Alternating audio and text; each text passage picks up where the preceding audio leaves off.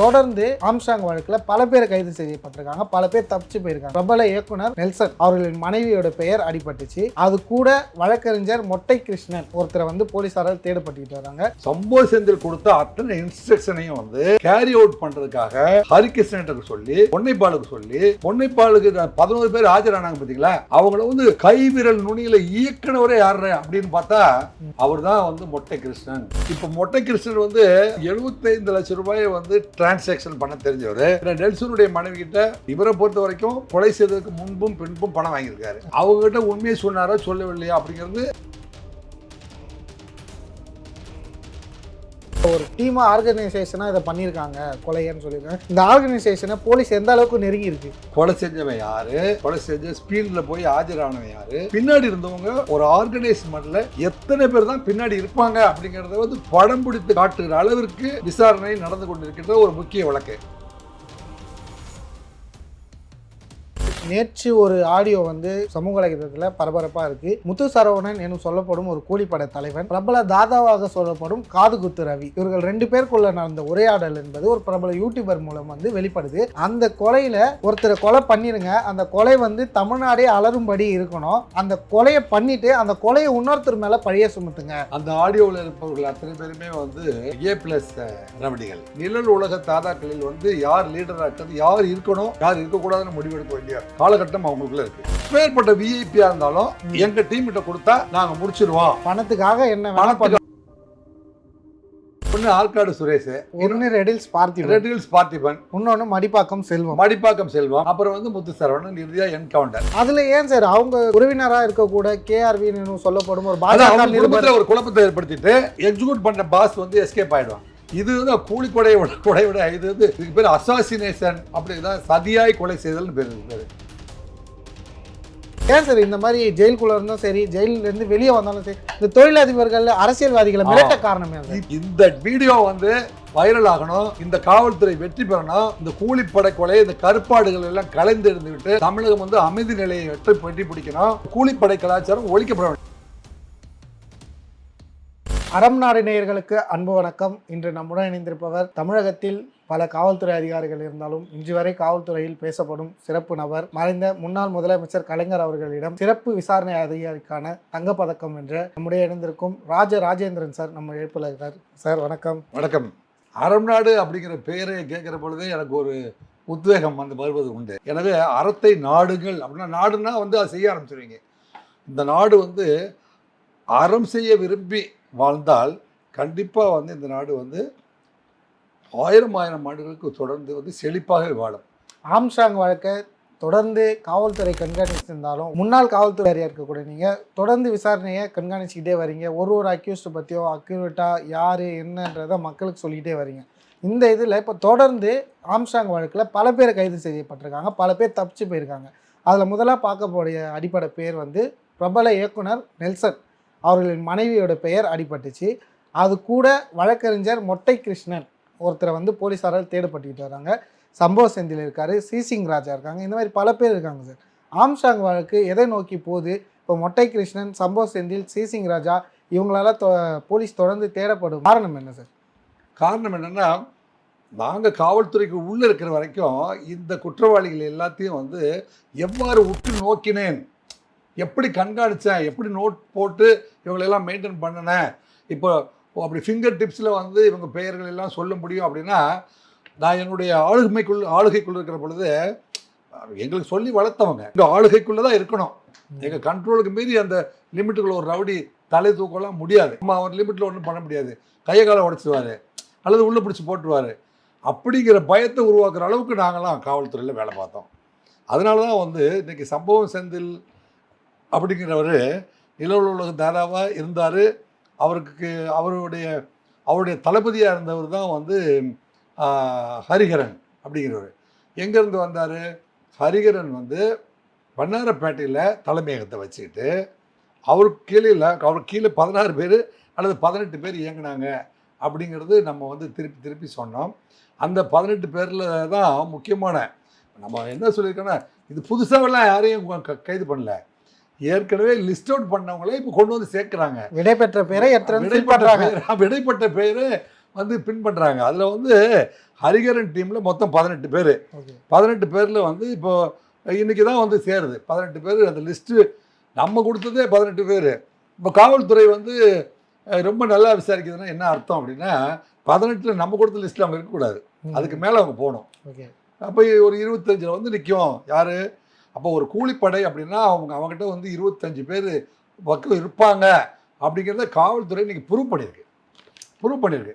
சும்மா விவரம் தெரியாமல் வந்து சில பேர் வந்து ஊடகத்தில் வந்து நிறைய பேர்த்த அரெஸ்ட் பண்ண கேஸ் நிற்காது, அவங்களுக்கெல்லாம் வந்து காவல்துறை பற்றியோ அல்லது நீதித்துறை பற்றியோ போதிய அறிவு இல்லாமல் அவங்க பேசுகிறாங்க, போதிய அறிவு அவங்களுக்கு இல்லை. அப்படி அது சம்மந்தமாக நாலேஜ் இல்லை. நாகரிகமாக எப்படி சொல்கிறேன், அதுக்கு பேர் அறிவுன்னு தான் எனக்கு சொல்ல வருது. யாரும் கோச்சிக்க வேண்டாம். அதை பற்றி அறிவு வேண்டும், அவங்களுக்கு அறிவு வேண்டும். அதை பற்றி போதிய தெளிவு இல்லாமல் பேசுகிறாங்க. மிகப்பெரிய ஆர்கனைஸ்டு மர்டர்லாம் வந்து ஆர்கனைஸ்டு மர்டர் இதுக்கு பேர். முதல்ல மக்கள் மத்தியில் தெளிவாக தெரிஞ்சிக்க வேண்டியது இது ஆர்கனைஸ்னா ஒரு ஆர்கனைசேஷன்னா என்ன அர்த்தம், அதில் வந்து சம்பவ இடத்த வந்து மோப்பம் பிடிச்சிட்டு வந்து சொல்கிறதுக்குன்னு ஒரு டீமு, என்னங்க கத்தி ஆயுதங்களை வந்து ஸ்பாட்டுக்கு கொண்டு போகிறதுக்கு ஒரு டீமு, சம்பவம் செய்யறதுக்கு ஒரு டீமு, இன்ஸ்ட்ரக்ஷன் கொடுக்கறதுக்கு ஒரு ஹெட்டு.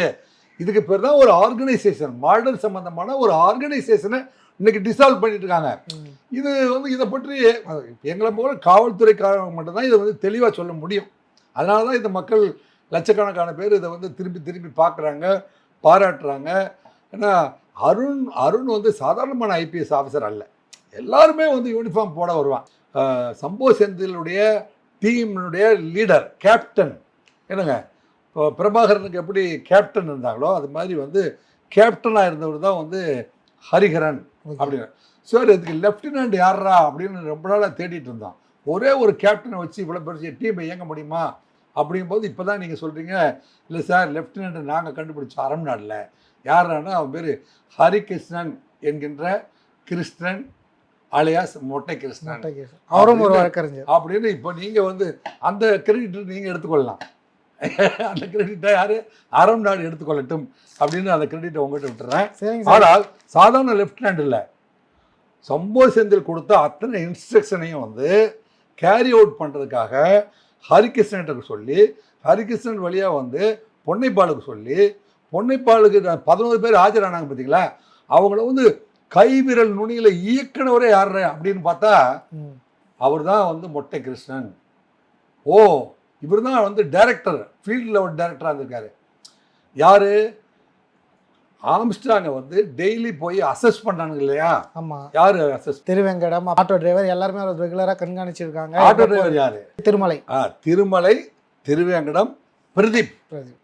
வந்து அந்த பகுதியிலேயே வாழ்ந்த ஒரு சப் இன்ஸ்பெக்டருடைய மகன் பிரதீப். ஏற்கனவே வந்து அந்த குண்டு பையனை அவன் வந்து என்ன செய்யறான், ஹோம் கார்டில் வேலை பார்த்து அந்த வேலையிலே தப்பு பண்ணிட்டு அந்த வேலையை விட்டு வெளியில் வந்து என்னங்க இவன் வந்து ஆற்காடு சுரேஷுடைய சொந்தக்காரங்கிறதுனால இந்த பிரதீப்புடைய தலைமையில் என்னங்க இவங்க 2 பேரையும் வச்சு 3 பேர் கண்காணிக்கிறாங்க.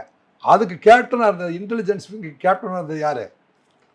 அவர் தான் வந்து மொட்டை கிருஷ்ணன் என்கின்ற மாயகிருஷ்ணன். இது வரையும் வெளிப்படாமல் பேர் வந்து ரிலீஸ் பண்ணாமல் நேற்று தான் வந்து இவ்வளோ பெரிய ரோல் பண்ணவர். சரி, அவர் வந்து பாரு இன்டர்நேஷ்னல் கான்டாக்ட் உடையவர். இவர் வந்து சென்னையை சேர்ந்தவர். அவர் எக்மோரில் மிகப்பெரிய ஆஃபீஸில் இருக்கார். ஓகே. அந்த ஆஃபீஸில் பல வழக்குரைஞர்கள் வந்து இதெல்லாம் காவல்துறை வந்து இவ்வளோ அழகாக வந்து ஒரு காவல்துறை வந்து விசாரணையை நடத்திட்டு, ஓஹோ எக்மோர் பக்கத்தில் ஒரு ஆஃபீஸில் இருக்கிற ஒரு குரூப் ஆஃப் லாயர்ஸ் வந்து இந்த மாதிரி குற்றவாளிகளுக்கு மட்டும் ஆஜராகவங்களா இருக்காங்க. என்னங்க இன்னும் இந்த வக்கீலோட தொடர்புடையவங்க கிட்டத்தட்ட வந்து ஒரு 10 வக்கீல்கள் இருக்காங்க. அந்த வக்கீல்கள் எல்லாருக்குமே வந்து இந்த மாதிரியான சிறைச்சாலைகள் இருக்கிற குற்றவாளிகளை மட்டுமே வந்து சந்திப்பதும், அவர்களுக்குள்ளே நடக்கிற ஸ்கெட்ச் என்னங்கிறத தெரிஞ்சுக்கிட்டு அவங்களுக்கு கைட் பண்ணுறதும், இந்த மாதிரியான வேலைகளையே வந்து முழு நேர பணியாக செஞ்சிட்ருக்காங்க. நேற்றைய தினம் ஆனந்த் சொல்கிறாரு, நாங்கள்லாம் படிச்சுட்டு என்னங்க சுப்ரீம் கோர்ட்டு, ஹைகோர்ட்டு போன்ற உள்ளெல்லாம் போய் வாதாடுற வக்கீலுங்க.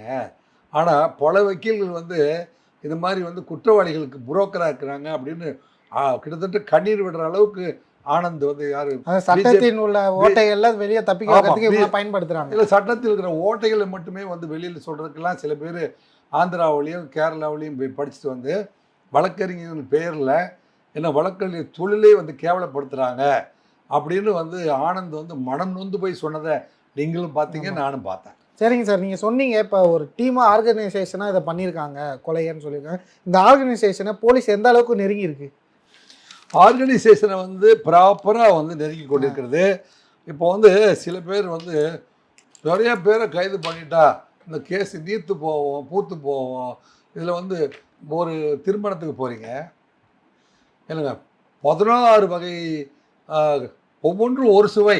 ஆமாம், 16 சுவை போட்டு நீங்கள் பிசைஞ்சு ஒன்றா போட்டு சாப்பிட்டு சாப்பாடு கல்யாண சமையல் சாதம் காய்கறிகள் பிரமாதம் அப்படி தானே சொல்கிறீங்க.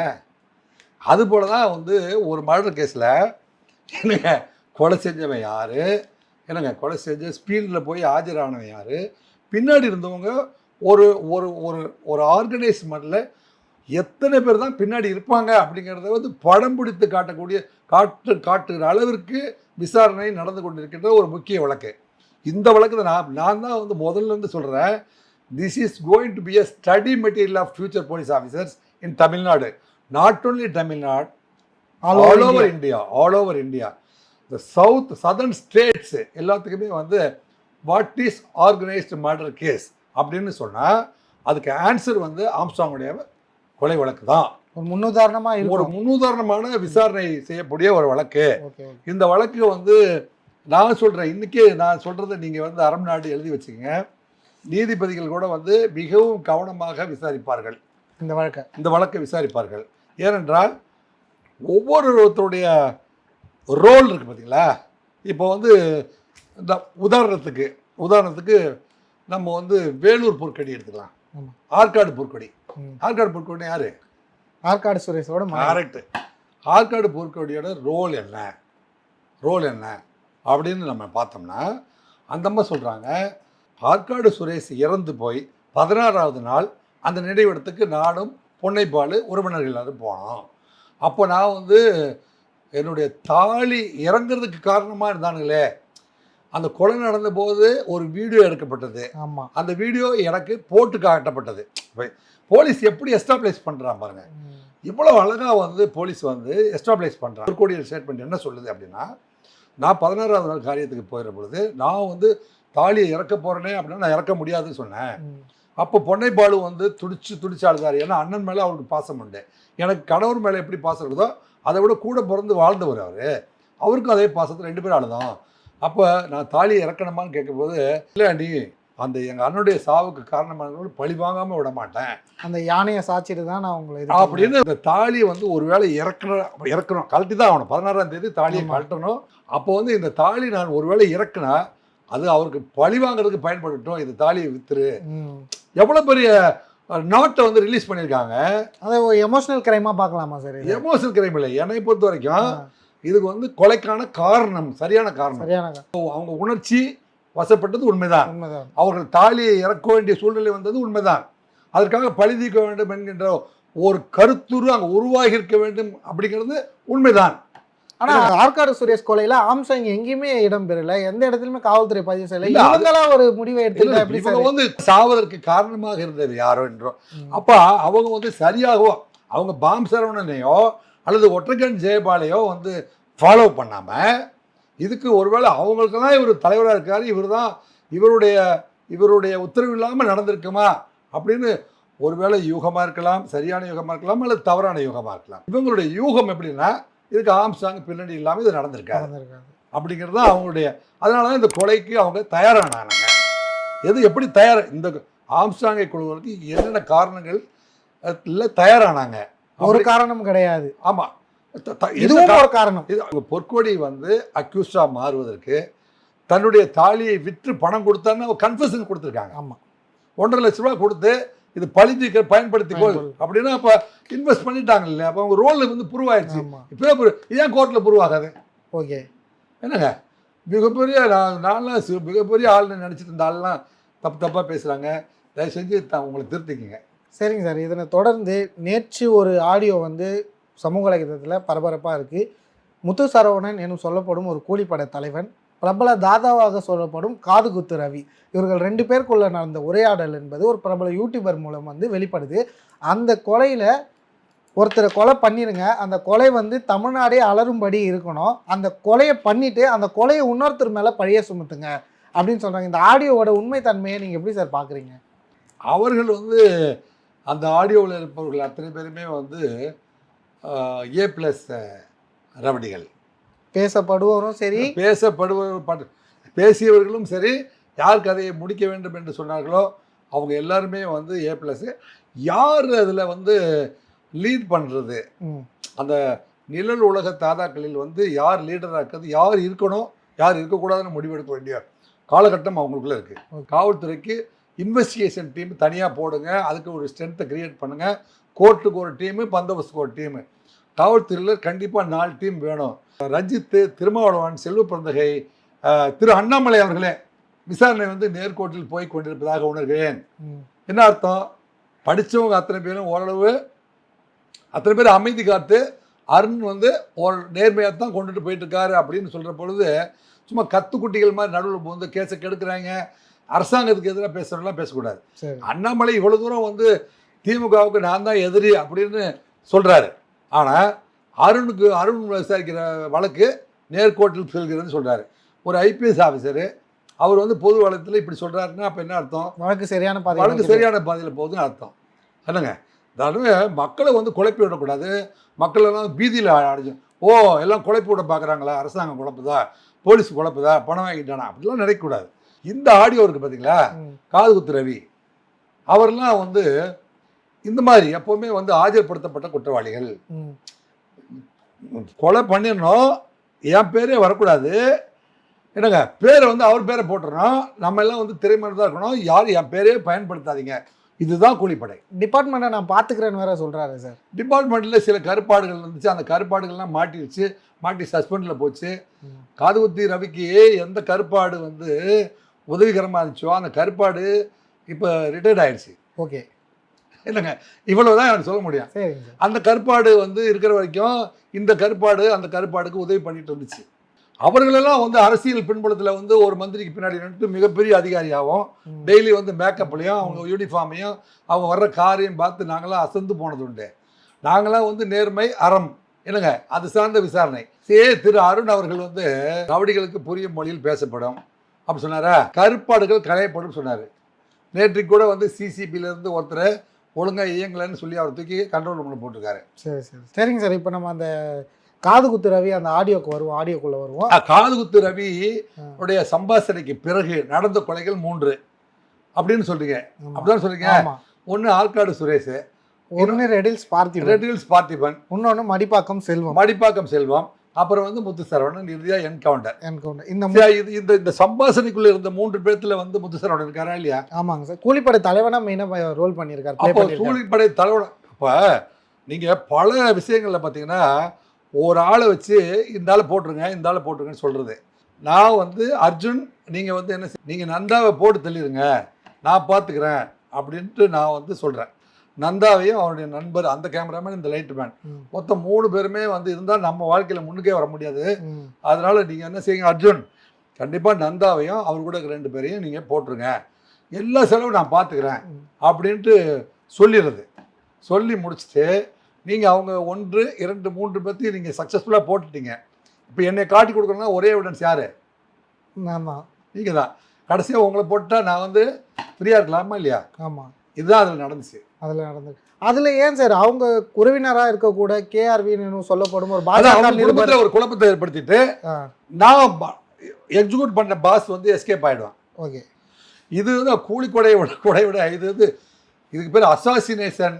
அப்படிதான் சதியாய் கொலை செய்தல்னு பேர். இதுக்கு பேர் சதியாய் கொலை செய்தல். எப்படி இப்போ ராஜீவ்காந்தி கொலை வழக்குக்கு பேர் வந்து அசாசினேஷன் அப்படின்னு தான் அதுக்கு பேர்.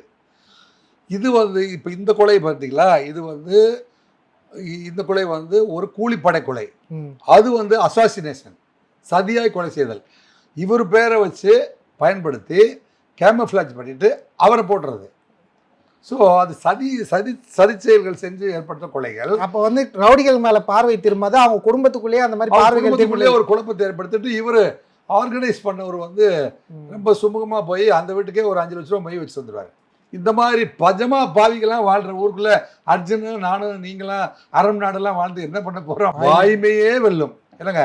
எனவே வாய்மையே வெல்லும், வாய்மையே வெல்லும், வாய்மையே வெல்லும்.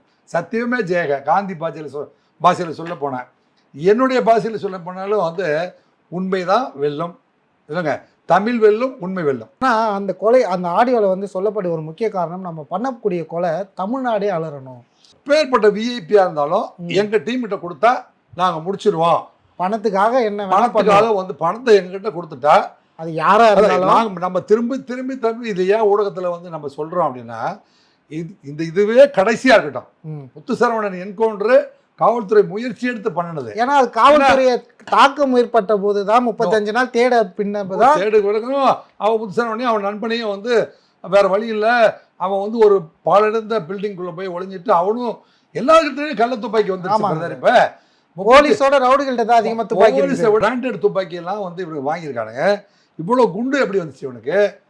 முகிலன், விஜயகுமார், விக்னேஷ் இவங்க 3 பேரும் சேர்ந்து ராஜேஷ் அப்படிங்கிறவர்கிட்ட வெடிகுண்டுகளை வாங்கிட்டு வந்து ஹரிகரன் வழியாக மலர்கொடி டீமுக்கு உள்ளே கொடுத்து அனுப்பிச்சாங்க. அப்படிங்கிறத எவ்வளோ அழகாக வந்து காவல்துறை விசாரித்து தெளிவாக சொல்லுது.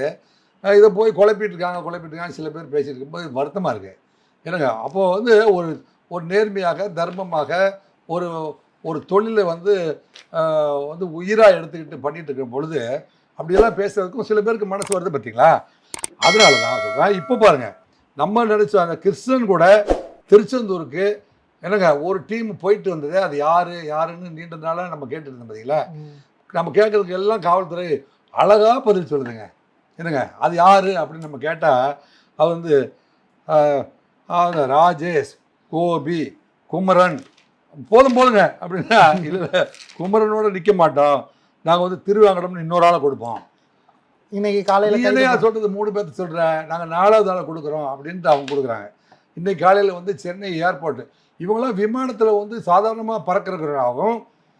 இப்போ மொட்டை கிருஷ்ணன் வந்து பார்த்திங்கன்னா 75 லட்சம் ரூபாயை வந்து டிரான்சாக்ஷன் பண்ண தெரிஞ்சவர். ஏன்னா நெல்சனுடைய மனைவிக்கிட்ட என்ன இப்போ இவரை பொறுத்த வரைக்கும் கொலை செய்ததுக்கு முன்பும் பின்பும் பணம் வாங்கியிருக்காரு. ஆமாம், அவங்ககிட்ட உண்மையை சொன்னாரோ சொல்லவில்லையா அப்படிங்கிறது காவல்துறை பக்கம் விட்டுருவான், அது விட்டுருவான். ஆனால் கொலைக்கு முன்பும் பின்பும் 75 லட்சம் ரூபாயை வந்து அவர் டிரான்ஸ்ஃபர் இதில் பண்ணியிருக்காரு. ஏற்கனவே நம்ம வந்து 2 கோடி ரூபாயை கணக்கு போட்டு பார்த்துருக்கோம். இவர் ஒரு 75 ரூபாயோட வந்து நிற்கிறாரு. இன்னொருத்தர் பார்த்தீங்கன்னா இவர் வந்து குவைத்துக்கு போனார், மலேசியாவுக்கு போனார், சிங்கப்பூருக்கு போனார். யார்? மொட்டை கிருஷ்ணன் என்கின்ற கிருஷ்ணகுமார். இல்லைங்க கிருஷ்ணகுமார். இப்போ திருவாங்கடம் ஏர்போர்ட்டில் போயிட்டு வர்றான். இப்போ இவங்களாம் வந்து இன்டர்நேஷ்னலாக ஃப்ளை பண்ணுற அளவுக்கு இவங்ககிட்ட பணப்புழக்கம் இருந்திருக்குது.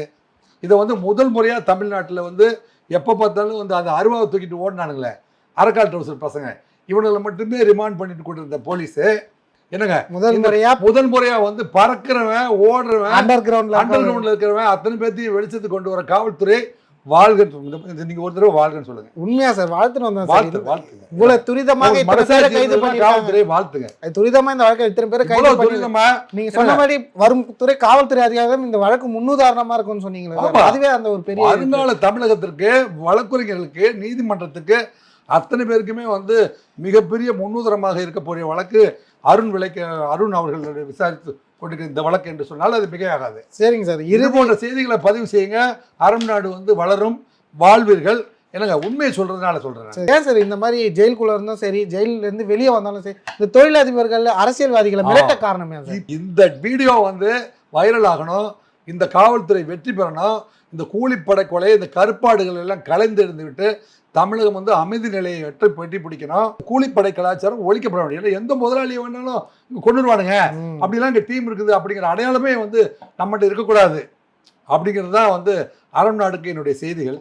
ஆம்சாங் கொலை பற்றியும் இந்த பார்த்திபன் அவர்கள் வெளிவந்த ஆடியோவை பற்றியும் பல தகவல்கள் சொன்னீங்க சார். தொடர்ந்து பேசுவோம் சார். இன்னும் பல தகவல் உங்கள்கிட்ட இருந்து எதிர்பார்க்குறோம். மற்றொரு நேர்காணலில் சந்திப்போம். நேரம் அளித்ததுக்கு நன்றி சார். நன்றி, வணக்கம்.